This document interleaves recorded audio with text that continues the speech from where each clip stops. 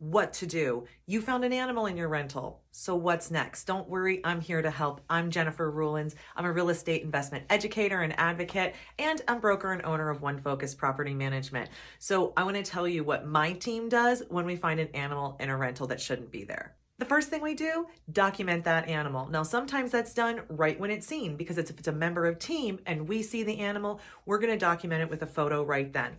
But sometimes we get reports from other people. Perhaps a neighbor claims they're hearing something. Somebody drives by the property and kind of sees an animal in the window. So the first step is to document it. And that might mean if we don't catch it right when we identify it, we have to go into the property. So we'll provide notice that we're going to go in and do an inspection. And of course, we're going to be looking for the animal. We're also going to be looking for signs that an animal is there. So that could be smell, that could be hair, that could be toys or animal care products, things like that. So we're going to document that there's an animal there.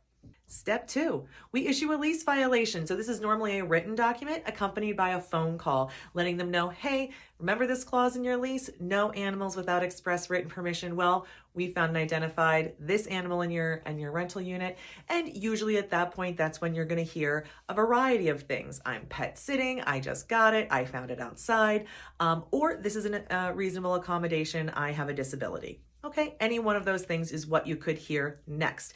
But this lease violation is very clear. There are only 2 to 3 ways to compliance. The first way to compliance would be to remove the animal immediately within 24 hours. Perfect. The second way to compliance would be to request a reasonable accommodation and for it to be granted. In order for that to work at OneFocus, we're going to get proper documentation and have that reviewed under the Americans with Disabilities Act protocols. And then, of course, if reasonable, we will issue that accommodation. The third way that they might be able to get that animal in compliance is if you have a pet policy that allows for animals like this. And if so, if you're like us, we've got some registration requirements, information documentation, and a monthly pet rent charge. So a lot goes into that, but there are 2 to 3 ways that person can get their animal compliant. Step 3. So if within that 24 hours that animal has been brought within compliance, great, you can move to the last step. But if it hasn't, if you're OneFocus, in our lease there says after 24 hours of identifying an animal in your property, if it remains, we're going to charge a $100 a day fine. You're going to see why later. It's not because we want $100 a day. That isn't it. But it does give some teeth to the clause we have in our lease. So we will start charging that $100 a day and make it known to the tenant that we're doing that while we continue to pursue through phone calls, emails, property visits, the removal of the animal. Step 4, if we still don't have this property compliant, we're going to go ahead and file a notice to quit, or maybe even a landlord-tenant complaint if we're going to use the waiver. So we're going to proceed with eviction with all the documentation we have and records of the communication that we've been attempting to get this remedied. The 5th step, you follow through. One of the hardest ones, but you must follow through all the way to the point of possession if this tenant can't get this property compliant with the lease.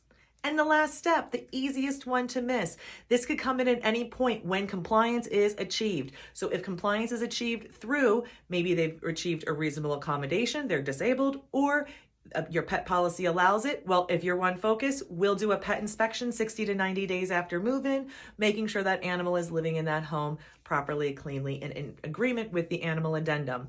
If the animal is removed from the home or reported to have been removed from the home, we would do another follow-up visit ensuring that that animal is no longer there. So a 6-step process, easy enough, just stick to it.